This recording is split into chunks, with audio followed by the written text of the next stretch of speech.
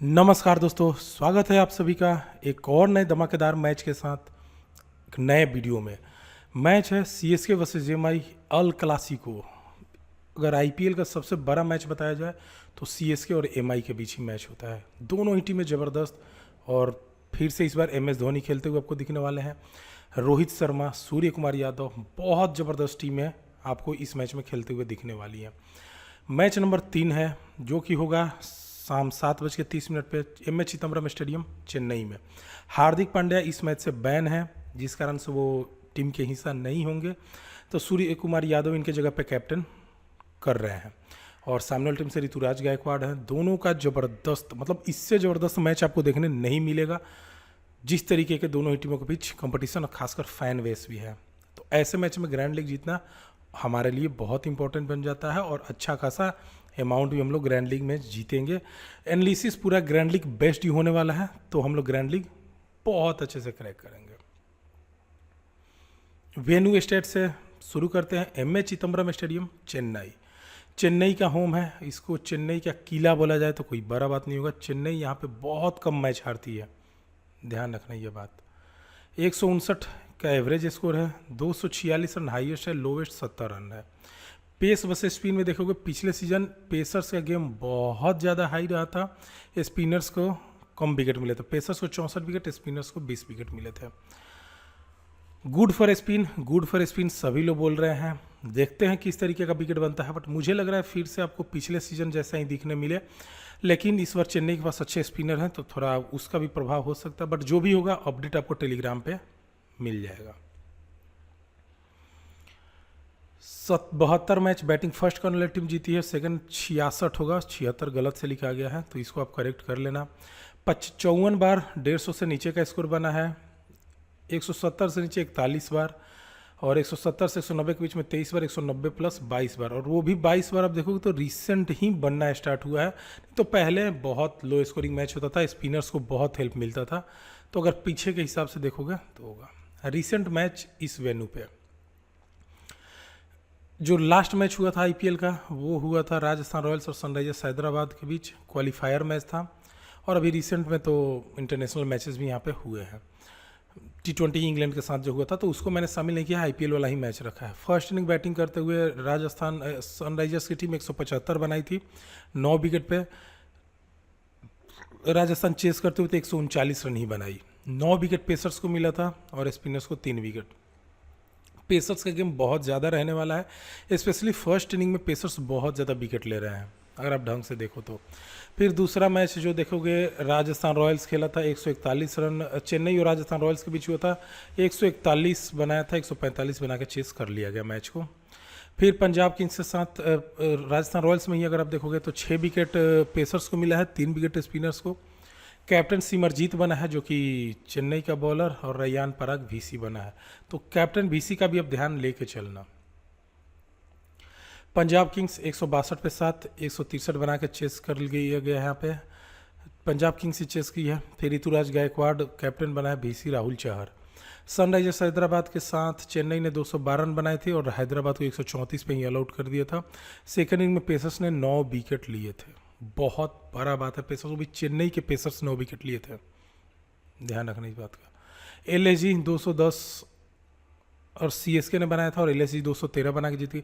तो ओवरऑल अगर आप देखोगे ना फर्स्ट इनिंग और सेकंड इनिंग का स्कोर तो 175, 141, 161 इस तरीके से आपको दिखाई देगा। एक अच्छा खासा स्कोर आपको यहाँ पर दिखाई देगा। पेसर्स को देखोगे विकेट बहुत ज़्यादा मिला है, 8 विकेट, 10 विकेट, 7, 7, 12, 5, 6, 9। स्पिनर्स का कोई गेम रहा ही नहीं है अगर केकेआर का मैच हटा दिया जाए उसके बाद देखें तो। ऑन एन एवरेज रन ही बनते हैं, चाहे वो पावर प्ले हो या फिर मिडिल ओवर हो या फिर डेथ ओवर हो। तो यहाँ पे जो बैटर अच्छा करता है, मतलब जो बैट हो या बॉल हो, जो अच्छा करेगा परफॉर्म करके चला जाएगा। फर्स्ट इनिंग का परफॉर्मेंस आप यहाँ पे ध्यान से देखना। अब इनिंग वाइज मैं आपको जो बता रहा हूँ, फर्स्ट इनिंग में अगर आप देखोगे तो 3 बार आपको 200 प्लस का स्कोर दिखाई देगा, 206, 210 और 212। उसके अलावा सारा 173, 162 और 2 तो 150 के नीचे का भी स्कोर रहा है। ओपनर का पहले हम बात कर लेते हैं। तो ओपनर 1 और 2 वाला देखो, 21 रन, 35 रन, 46, 46, 0, 27, 1, 108, 998, 29-62, 24-21, 2-0। अगर आप ढंग से देखोगे ना तो आरसीबी वाले मैच में ओपनर थोड़ा सही किए हैं, उसके अलावा जब भी दूसरी टीम आई है यहाँ पे खेलने ज़्यादा बेटर नहीं की है। ओपनर चेन्नई के ही बेटर किए हैं, चाहे वो 46 वाला हो, 108 वाला हो या फिर 998 वाला हो। 98 रन आप देखोगे तो जो ऋतुराज गायकवाड़ का है हर इनिंग ज़बरदस्त किया। फिर मिडिल में भी आप देखोगे तो यहाँ पे आपको दिखाई देगा कि बहुत ज़बरदस्त काम किया है मिडिल में भी प्लेयर ने। अगर आप यहाँ पे समझना चाहो तो मिडिल में आप देख सकते हो कि यहाँ पे 48 रन का एक स्कोर है, उसके अलावा यहाँ पे 51 भी है मिडिल में ही, उसके अलावा 34, ये यहाँ पे 52, 39, फिर उसके बाद यहाँ पे 47। तो एक बैटर आप लेके चलो कि मिडिल ऑर्डर से भी अच्छा करके जा रहा है, और मिडिल ऑर्डर दोनों ही टीम के पास अच्छी है, तो उम्मीद करते हैं कि ज़्यादा बेटर कम हो सकता है। सेकेंड इनिंग में जब सीएसके बैटिंग की है, फिर से एक बैटर का 37 का स्कोर है। उसके अलावा आप देखो एक ओपनर में 21, 60, 15, 67, 0, 16, 13, 15, 13, 46, 27, 42, 39। मतलब ओपनर का गेम सेकेंड इनिंग में थोड़ा कम है, 30 के आसपास बना रहे हैं, ज़्यादा नहीं बना रहे। तो अगर मिडिल ऑर्डर में अच्छे बैटर दिख रहे हैं आप उन्हें कंसीडर कर सकते हो। अगर आप मिडिल ऑर्डर में देखोगे तो कोई बड़ा स्कोर आपको मिडिल ऑर्डर में भी यहाँ पे नहीं दिखाई देगा, क्योंकि टीमें उतनी बेटर परफॉर्मेंस तो नहीं की है अगर रियलिटी में बात हम लोग करें तो।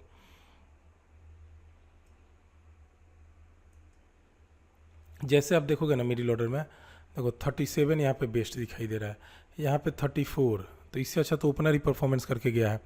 यहाँ पे भी कुछ खास नहीं दिखाई देगा, यहाँ पे भी 34 रहा है, अगर 3 नंबर का शतक हटा दिया तो फिर 32, यहाँ पे 25, 26 ही रहा है, यहाँ पे कुछ खास आपको नहीं दिखाई देगा, और यहाँ पे 52। तो टॉप 3 पे ही आपको मेन सेकेंड इनिंग के बैटर में फोकस करना है, टॉप 3 ज़्यादा बेटर कर सकते हैं, उसके अलावा आप इधर उधर ज़्यादा सोचने की ज़रूरत नहीं है। और फर्स्ट इनिंग में अगर आप देखोगे तो फर्स्ट इनिंग में आपका मिडिल ऑर्डर में एक आध प्लेयर हैं जो 48, 51, 39, 47। तो फर्स्ट इनिंग के आप 4 से 5 नंबर पे भी सोच सकते हो, और सेकेंड इनिंग में 1 से 3 नंबर तक ही आपको ज़्यादा सोच के चलना चाहिए, काम आपका बन जाएगा। इस वेन्यू पे अगर प्लेयर के परफॉर्मेंस की मैं बात करूं तो ऋतुराज गायकवाड़ का आप देखोगे परफॉर्मेंस 15 इनिंग में 705 रन, 47 का एवरेज, जो कि बहुत ज़बरदस्त माना जाएगा। रचिन रविंद्र का भी 31 का एवरेज है 4 इनिंग खेलने के बाद, ये भी अच्छा है। राहुल त्रिपाठी का 27 का है, जबकि दूसरे टीम से आके यहाँ पे खेला है। उम्मीद है आपके लिए बहुत बड़ा पंट प्लेयर मिलने वाला है राहुल त्रिपाठी।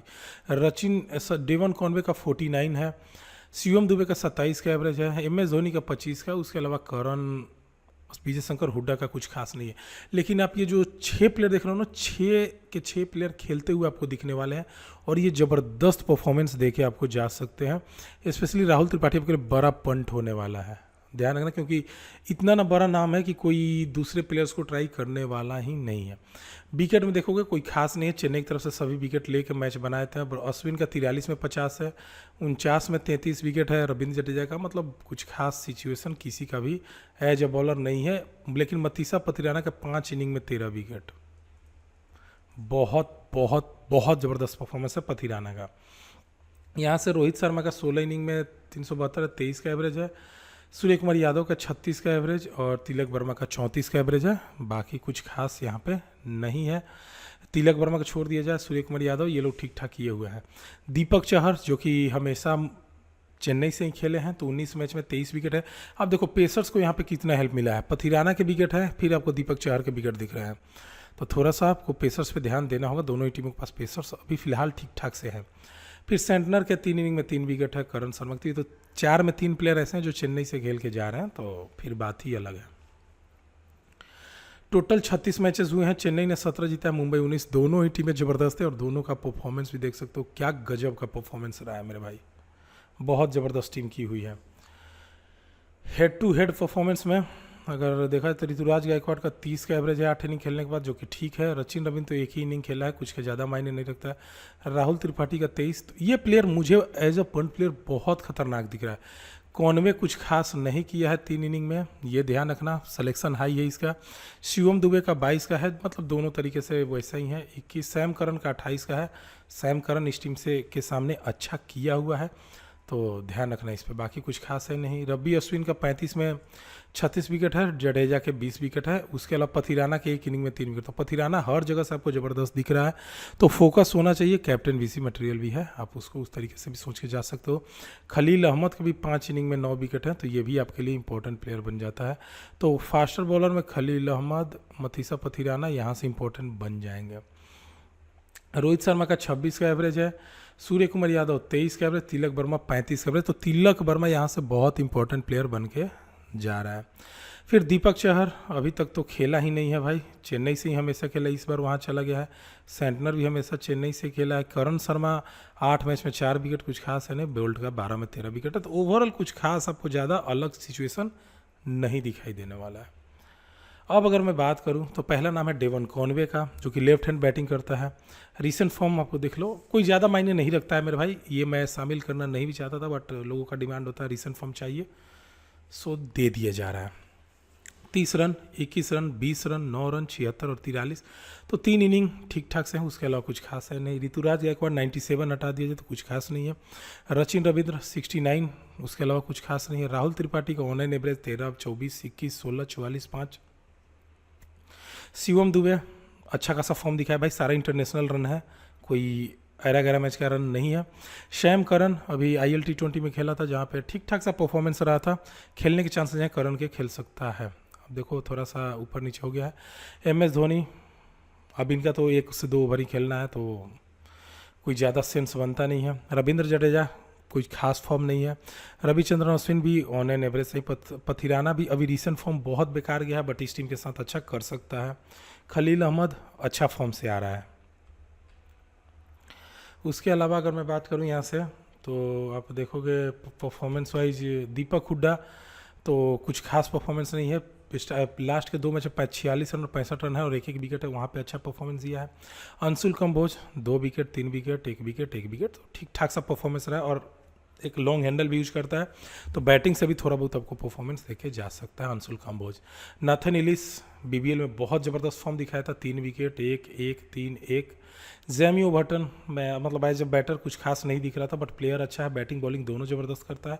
बॉलिंग में सारे मैचेस में विकेट है। Noor Ahmad chinaman bowler, rare commodity, अगर स्पिनर्स को हेल्प मिलेगा, देखो नूर अहमद अगर टीम में है तो आप समझ लो कि स्पिनर को हेल्प मिलने वाला है, पहले से ही आप इस बात का ध्यान रखो। फिर वंश वेदी नहीं खेलने वाला, अंदर सिद्धार्थ भी नहीं खेलने वाला है। शेख राशिद के भी चांसेस कम है। रामकृष्ण घोष का चांसेस कम है। मुकेश चौधरी जो कि डायरेक्ट आपको प्लेइंग 11 या 12 में आपको दिख सकता है, तो मुकेश चौधरी पे ध्यान रखना, ये वो नाम है जिस पे आपको फोकस करके चलना है। 2 विकेट, 3 विकेट, 3 विकेट, 4 विकेट और 1 विकेट रहा है, ज़बरदस्त परफॉर्मेंस रहा है। श्रेयस गोपाल एक पंजा भी दिख रहा है, 4 विकेट भी दिख रहा है, लेकिन खेलने के चांसेस फिलहाल इनके कम है। उसके अलावा कमलेश नागरकोटी का भी स्टैट्स ठीक ठाक है। गुरजन प्रीत का भी स्टैट्स सही है।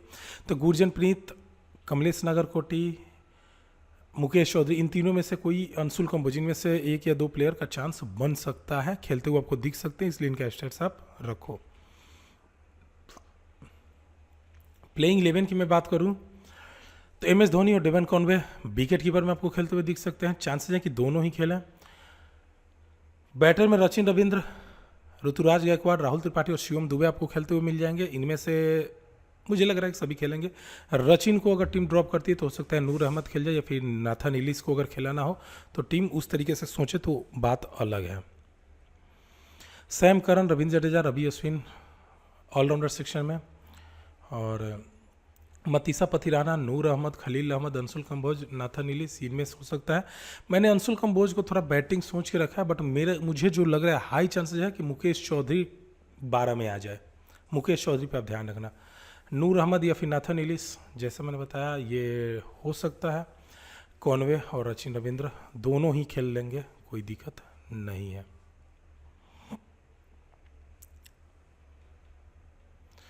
रीसेंट फॉर्म अगर मुंबई के प्लेयर्स की देखो, आप चाहो तो स्क्रीनशॉट ले सकते हो।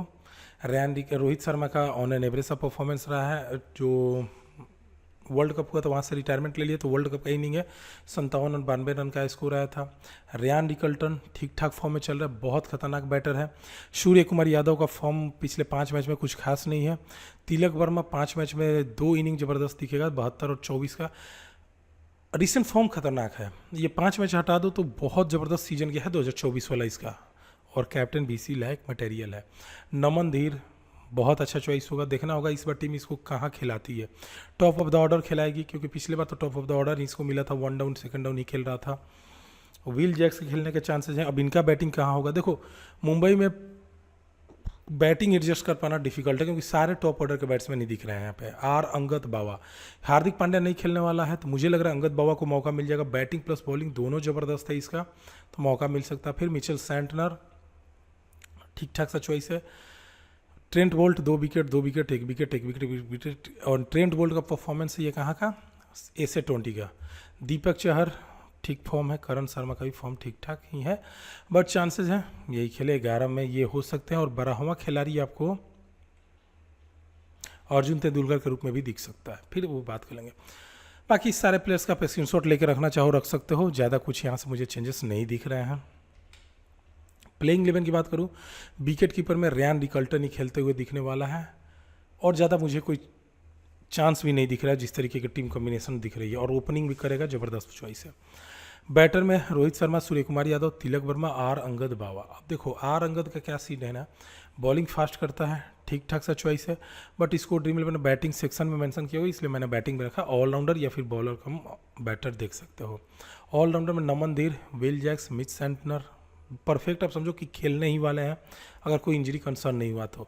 फिर ट्रेंट बोल्ट, दीपक चहर, करण शर्मा और अर्जुन तेंदुलकर, बस मुझे यही 12 दिख रहे हैं। इसके अलावा क्योंकि इतना ना ज़बरदस्त टीम है ना, अब इसका कॉम्बिनेशन सिर्फ 2 प्लेयर के चलते बिगड़ गया, एक जसप्रीत बुमराह और हार्दिक पांड्या के नहीं रहने के कारण। अदरवाइज वो होते हैं तो आराम से इनका यही 12 बनता, कोई दिक्कत नहीं होता, काम हो जाता। प्लेयर बैटर्स में दीपक हुड्डा को दीपक चाहर ने 2 बार आउट किया है, तो दीपक हुड्डा खेलता है तो ये ध्यान रखना। राहुल त्रिपाठी को ट्रेंट बोल्ट ने 3 बार आउट किया है, तो अगर राहुल त्रिपाठी 1 डाउन खेलता है और पावर प्ले में आता है तो ये कॉम्बिनेशन बन सकता है, ये ध्यान रखना। ऋतुराज गायकवाड़ को भी ट्रेंट बोल्ट ने 3 बार आउट किया है, तो टॉप ऑर्डर के लिए ट्रेंट बोल्ट बहुत खतरनाक होने वाला है, और डेथ में भी बॉलिंग करेगा, ये भी ध्यान रखना, क्योंकि कोई डेथ बॉलर है नहीं मुंबई के पास। और उधर देखो तो रोहित शर्मा को रविचंद्रन अश्विन ने 3 बार आउट किया, जडेजा ने 3 बार आउट किया, लेकिन वो उतना ज़्यादा मायने नहीं रखता है। खलील अहमद 2 बार आउट किया, ये इंपॉर्टेंट है, क्योंकि खलील अहमद नया बॉल से बॉल करते हुआ दिख सकता है। श्रेयस गोपाल का भी कोई सीन नहीं है। सूर्या को जडेजा, खलील और पथिराना ने आउट किए हैं, तो सूर्या के लिए थोड़ा डेंजर बात हो जाता है, क्योंकि जब सूर्या का बैटिंग आएगा तो कोई ना कोई इनमें से बॉलिंग कर ही रहा होगा, जडेजा, खलील और पथिराना।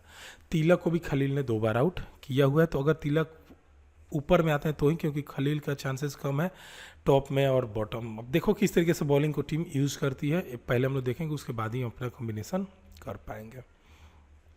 टॉप प्लेयर पिक की बात की जाए तो सेफ प्लेयर में रचिन रविंद्र है, ऋतुराज गायकवाड़, शिवम दुबे, पथिराना, तिलक वर्मा, रोहित शर्मा, सैंटनर, सूर्या, मतलब लगभग तो अच्छे अच्छे प्लेयर ही हैं। राहुल त्रिपाठी भी मैं रखूंगा इधर ही, सिलेक्शन कम है। दीपक चारुआ, ट्रेंट बोल्ट, नमन धीर, विल जैक्स, ये सारे ज़बरदस्त चॉइस हैं, आप कंसीडर कर सकते हो। कैप्टन बीसी में मैंने चारों ऑप्शन सिर्फ रखा है CSK से, रीज़न है ना, CSK यहाँ पे बहुत ज़बरदस्त करने वाली है, और बाकी भी प्लेयर हैं जिन पे आपको कर सकते हो। रचिन हुआ, ऋतुराज हुआ, पथिराना हुआ, सैम करन हुआ, कॉनवे का भी ऑप्शन है जो मैं नहीं रखा हूँ, क्योंकि शुरू में मुझे लग रहा था कॉनवे नहीं खेलेगा, बट अब सिचुएशन जो देख रहा हूँ लग रहा है कॉनवे को टीम खिला लेगी, क्योंकि परफॉर्मेंस अच्छा है।